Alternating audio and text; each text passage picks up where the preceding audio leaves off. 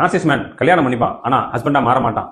குழந்தை பெத்துப்பான், ஆனா ஃபாதரா மாற மாட்டான். மேரேஜ் பண்ணா மட்டும் ஒருத்தர் ஹஸ்பண்ட் ஆக முடியாது. ஹஸ்பண்ட்னா பார்ட்னரை ப்ராப்பரா ரெஸ்பெக்ட் பண்ணணும், ப்ராப்பரா சப்போர்ட் பண்ணணும். அதை பத்தி யோசிக்கவே மாட்டான். ஒரு வலுவான ஃபேமிலிக்கு என்ன தேவை, நாமளும் அதுல இன்வால்மெண்டா இருக்கணும், நாம நம்மளோட 100% கொடுக்கணும், அதை பத்தி யோசிக்க மாட்டான். அந்த ஃபேமிலில இருந்து எனக்கு என்ன கிடைக்கும், என் பார்ட்னர்ல இருந்து எனக்கு என்ன கிடைக்கும், என் சில்ட்ரன்ஸ்ல இருந்து எனக்கு என்ன கிடைக்கும், எல்லாமே ஒரு சுயநலமா தான் போயிட்டு இருக்கும். சில்ட்ரன்ஸ் அப்படின்னா அவங்களுக்கு தேவை ஒரு நல்ல மென்டல் சப்போர்ட், அப்பா நான் இருக்கேன்னு சொல்ற ஒரு எமோஷனல் சப்போர்ட். இது எதையுமே பண்ண மாட்டாங்க. இந்த குழந்தைய மூலமா வருங்காலத்தில் நமக்கு என்ன கிடைக்கும், இந்த குழந்தைய இப்பவே என்ன சொல்லி வளர்த்தா அந்த குழந்தைங்க நமக்கு பிரோஜனமா இருப்பாங்க, நமக்கு எப்போ கண்ட்ரோலா இருப்பாங்க. கண்ட்ரோல் அதுதான் நார்சிசம். அவங்களுக்கு தேவை லவ் கிடையாது. லவ்னா என்ன அப்படின்னு அந்த நார்சிசம் பீப்புளுக்கு தெரியவே தெரியாது. நீங்க லவ் அவங்க எதிர்பார்த்தா கூட அந்த லவ் உங்களுக்கு வரவே வராது. இது வந்து நீங்க சைக்காலஜில ஒரு ப்ரூவனான சப்ஜெக்ட், நார்சிஸ்டிக் பர்சனாலிட்டி டிசார்டர் அப்படிங்கிறது நீங்க எல்லாருமே நீங்க உலகமே வியந்து பார்க்கக்கூடிய ஒரு சப்ஜெக்ட். எப்படி என் வீட்டுல இருக்கிற ஒருத்தங்களை பத்தி இந்த டிசார்டர்ல தெளிவா சைக்காலஜில சொல்றாங்களா அப்படின்னு நீங்க யோசிச்சு பாத்தீங்கன்னா அது உங்களுக்கு மிகப்பெரிய வியப்பாவே இருக்கும். அவங்களுக்கு தேவை ஒரு நல்ல கண்ட்ரோல். நீ ஹஸ்பண்டா அப்படின்னா எனக்கு என் வைஃப் கண்ட்ரோல் இருக்கணும், எனக்கு என் குழந்தை கண்ட்ரோல் இருக்கணும். அது மட்டும் தான் எனக்கு வேணும். அதுக்காக என்ன வேணாலும் பண்ணுவேன். அவங்க யாரு கூடயும் பேச விடாம அவங்க அப்படியே ஐசோலேட் பண்றது, மத்தவங்களை பத்தி நீங்க தப்பா சொல்லி கொடுக்குறது, கண்ட்ரோல் வச்சுக்கிறது மட்டும் தான் குறிக்கோளா இருக்கும். மத்தபடி வேற எந்த விதமான எமோஷனல் சப்போர்ட் இருக்கவே